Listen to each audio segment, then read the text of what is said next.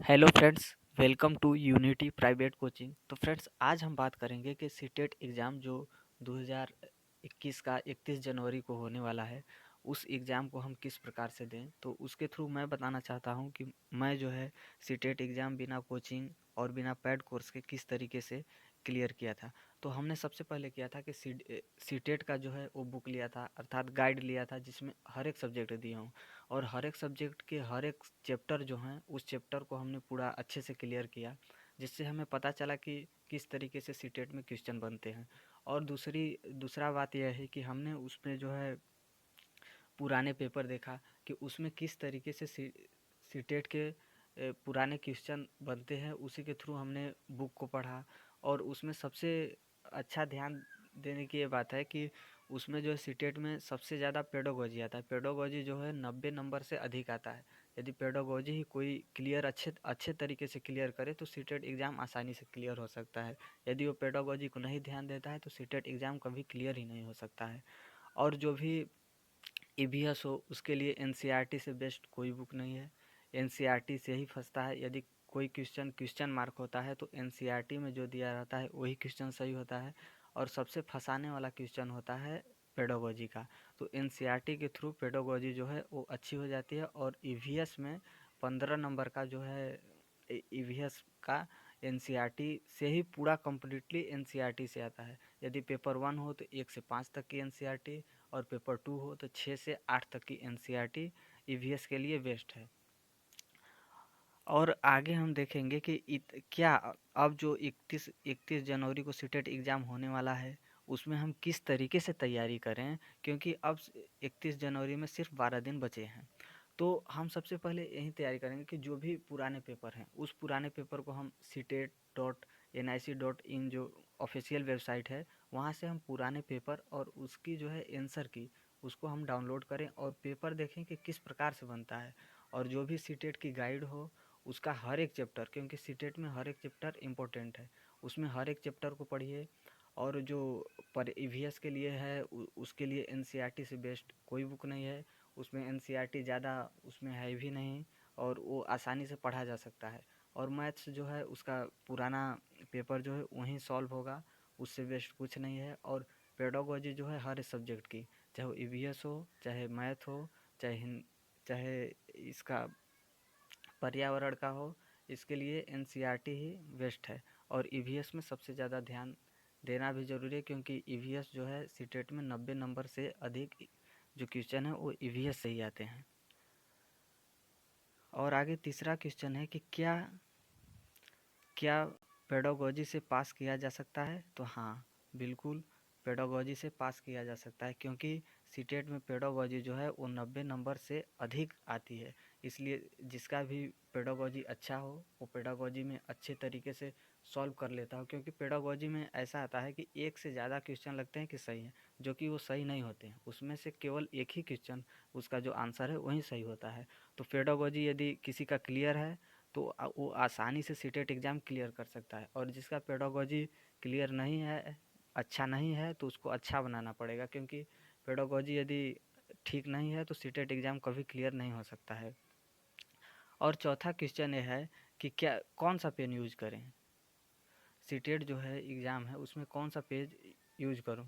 तो सीटेट के एग्ज़ाम में जो है वो नॉर्मल पेन जो है वो कभी यूज नहीं करना चाहिए, क्योंकि नॉर्मल पेन में 5 से 6 बार गोले भरने पर ही होते हैं। लेकिन एक जो आती है पेन, फंटा कंपनी की, जो 10 रुपए की मिलती है, ये जो है ये बॉल पेन होती है और इसमें 2 बार ही करने पर गोले अच्छे से हो जाते हैं। तो सीटेट एग्ज़ाम कोई भी देने जा रहा हो तो सबसे पहले पेन जो है उस सिंपल पेन को कभी यूज ना करें। उसमें ज़्यादा टाइम भी लगता है और ओएमआर की जो पेज होती है उतनी अच्छी खासी मोटी नहीं होती है, तो उसमें वो पेज फट भी जाएगा वहाँ पे गोले करने में, तो वो नंबर कभी नहीं मिलेगा, नंबर काट दिया जाता है। और फिर आगे जो है ये सबसे पांचवा जो क्वेश्चन है वो वेरी इंपॉर्टेंट है। क्यों? क्योंकि बहुत लोगों ने बताया कि तुक्का लगाएं कि न लगाएं। तो मैं जहाँ तक बताऊंगा कि तुक्का कभी मत लगाइए, क्योंकि तुक्का लगाने से सही कभी नहीं होता है। क्योंकि उसमें तुक्का लगाने में यही बताया जाता है कि जो भी आपको 15, 20, 25 क्वेश्चन नहीं आ रहे हैं, या तो ए पूरा कर दीजिए, या फिर बी कर दीजिए, या फिर सी कर दीजिए, या फिर जो पूरे टोटल 25 क्वेश्चन हैं उसमें डी कर दीजिए। तो मैं बता दूं, सीटेट में ऐसा होता है कि कभी 25 क्वेश्चन एक ही आंसर किए तो 1, 2, 3, इससे ज़्यादा कोई लगातार आंसर नहीं होता है। इसलिए ये जो भी सीरियल वाइज तुक्का लगाएगा वो टोटली की टोटल गलती हो जाएगा। 2, 3, 4 नंबर से ज़्यादा, 5 नंबर से ज़्यादा मिल ही नहीं सकता है। इसलिए सीटेट को अच्छे से पढ़िए, और जो भी क्वेश्चन बचा है उसमें किसी भी प्रकार का निगेटिव मार्किंग नहीं होता है कि निगेटिव मार्किंग के थ्रू नंबर कटेगा। तो उसमें पढ़िए, और टाइम भी अच्छा खासा मिला होता है 2.5 घंटे का, तो उसमें हो जाएगा। और जो भी उसका है तुक्का कभी लगाने की कोशिश मत करिए, क्योंकि तुक्का लगाने पे सीरियल वाइज से क्वेश्चन 3 या 4 से 5 से ज़्यादा कभी नहीं मिलेंगे, और वो अधिकतर गलत हो जाते हैं, और इतना कम नंबर हो जाएगा, बहुत ज़्यादा कम नंबर हो जाता है। तो इसलिए मैं यही बताऊँगा कि तुक्का कभी ना लगाएं। और जो है छठवां है कि अपना छठवां क्वेश्चन है कि अपना लैंग्वेज कैसे करें। तो बता दें कि 1 से लेकर 90 तक सबका सामान्य पेपर रहेगा, और क्योंकि 1 से लेकर 90 तक जो क्वेश्चन रहेगा उसमें पहले सीडीपी रहेगा, फिर ईवीएस रहेगा।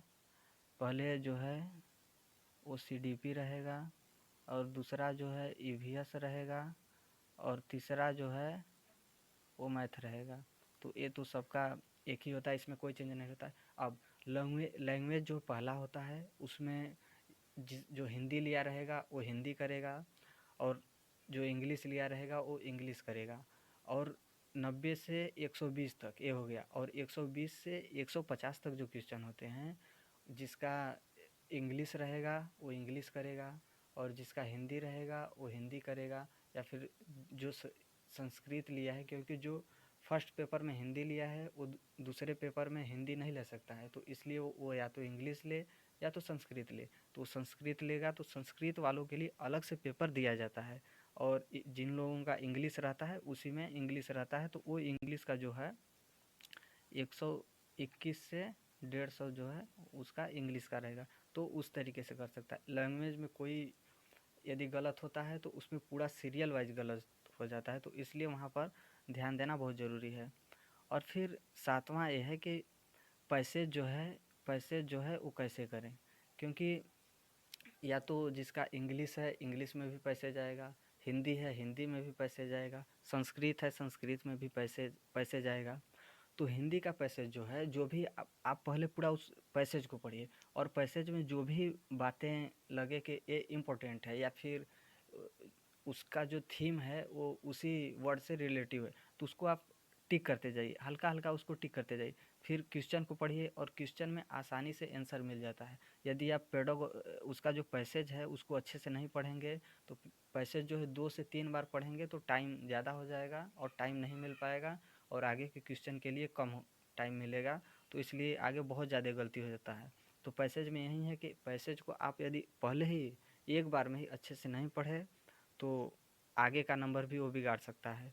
और इंग्लिश में भी यही है, पैसेज ज़्यादा से ज़्यादा करिए, और इंग्लिश के पैसेज जो हैं उसमें जो भी इम्पोर्टेंट वर्ड है और लगे कि इसी से रिलेटिव जो ये पैसेज बना है, तो उसको टिक करते जाइए, उसमें आसानी से मिल जाएगा। और उसी प्रकार से संस्कृत में है, और पैसेज में यह भी है कि उसमें दिख जाता है कि कौन पॉजिटिव है और कौन नेगेटिव तरीके के रिस्पांस दे रहा है, उसी से हम पैसेज वो कर सकते हैं। लेकिन पैसेज को एक बार ही पढ़िए, थोड़ा टाइम लीजिए, लेकिन अच्छे से क्लियरली तरीके से पढ़िए।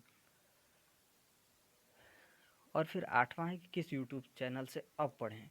क्यों? क्योंकि सीटेट का एग्ज़ाम अब सिर्फ 12 दिन बचे हैं, तो अब हम किस तरीके से यूट्यूब पे पढ़ें, क्योंकि बहुत से यूट्यूब पे वीडियो आने लगे हैं। तो देखिए, आप सीटेट का जो एग्ज़ाम है आप किसी भी यूट्यूब से पढ़िए, लेकिन सबसे बड़ा इम्पोर्टेंट है कि आप बुक नहीं पढ़ेंगे तो किसी भी प्रकार से नहीं क्लियर हो सकता है।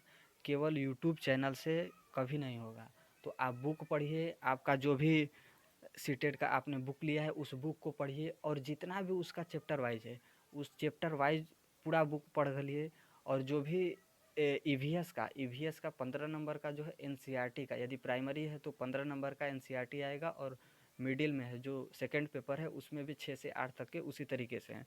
तो आप एनसीईआरटी की बुक जो है उसको अच्छे क्लियरली तरीके से पढ़िए, क्योंकि उसी में से 15 नंबर जो है वो आते हैं, और वो उसमें कम मेहनत भी लगते हैं, ज़्यादा मेहनत भी नहीं करना होता है। और वो जो है वो सब चीज़ें यूट्यूब से कभी क्लियर नहीं हो पाएंगी, थोड़ा बहुत रह ही जाता है, और थोड़ा बहुत में बहुत ज़्यादा नंबर कट जाते हैं। तो मैं यही बताऊंगा कि आप किसी भी कोई भी यूट्यूब हो, आप उस यूट्यूब से पढ़िए, लेकिन आप बुक ज़रूर पढ़िए, क्योंकि बुक नहीं पढ़ेंगे तो किसी भी प्रकार का कोई उसमें बदलाव नहीं होगा, और नहीं उतने अच्छे तरीके से नंबर आ पाएंगे। तो आपको बुक ज़रूर पढ़ना है, और ज़्यादा से ज़्यादा पुराने पेपर जो हैं उसको देखिए, प्रैक्टिस सेट जो हैं उसको लगाइए। बहुत से लोगों ने टेस्ट सीरीज़ दिया है, और टेस्ट सीरीज़ जो है ज़्यादा से ज़्यादा करिए। तो इस तरीके से करेंगे तो आसानी से नॉर्मल तरीके से हो जाएगा। और फिर 9वां लास्ट बात है कि हम जो है पुराने पेपर और उसकी आंसर की जो है ऑफिशियल हो, क्योंकि बहुत सारे बुक हैं जिसमें पुराने पेपर तो मिल जाएंगे, लेकिन उसके आंसर की जो हैं वो गलत हैं, और गलत होने के साथ साथ उन लोगों ने एक्सप्लेन भी कर दिया है कि हाँ यही आंसर होंगे। तो मैं बताऊंगा कि आपको सीटेट की जो ऑफिशियल वेबसाइट है वहाँ से सीटेट की जो ऑफिशियल वेबसाइट है वहाँ से आपको सीटेट 2017 से लेकर 2019 दिसंबर का पूरा पेपर जो है वो मिल जाएगा, और उसका आंसर की भी मिल जाएगा। और पेपर में जो आपका मेन पेपर है वो मिलेगा, और इंग्लिश या फिर आपका कोई भी लैंग्वेज हो, सेकंड लैंग्वेज जो है, संस्कृत हो, पंजाबी हो, उर्दू हो, या फिर जो कोई भी लैंग्वेज हो वो मिलेगा। और जो है उसकी आंसर की जो है ऑफिशियल मिलेगी, तो वहाँ से आप डाउनलोड कर सकते हैं।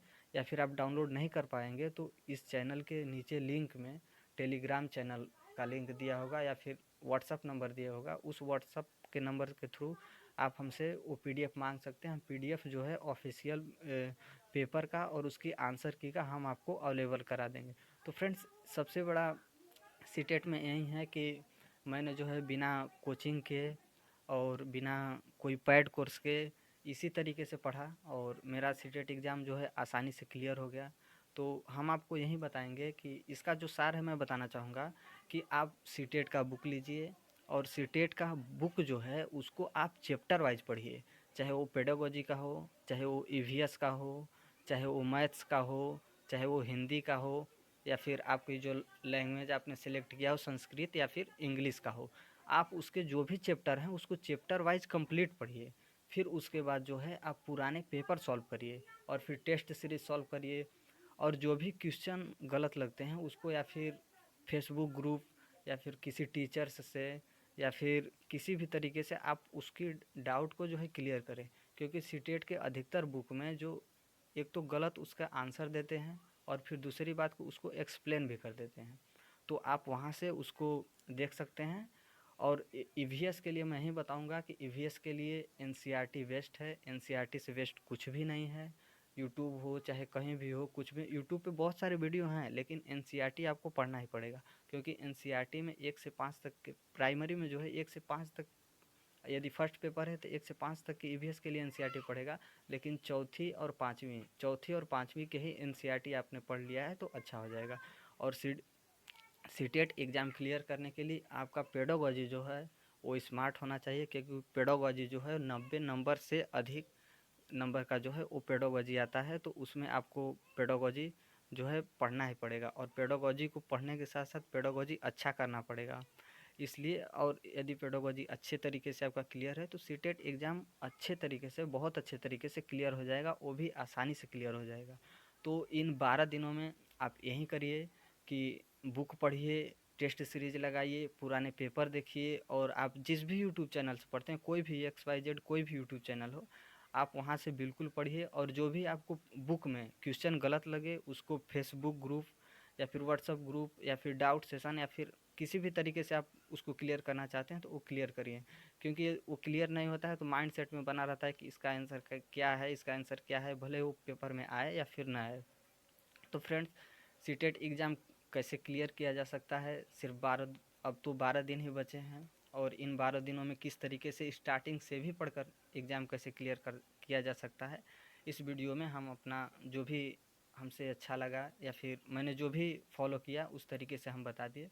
यदि आपको अच्छा लगे तो अपना रिस्पॉन्स ज़रूर दीजिएगा। और आज के लिए बस इतना ही। धन्यवाद।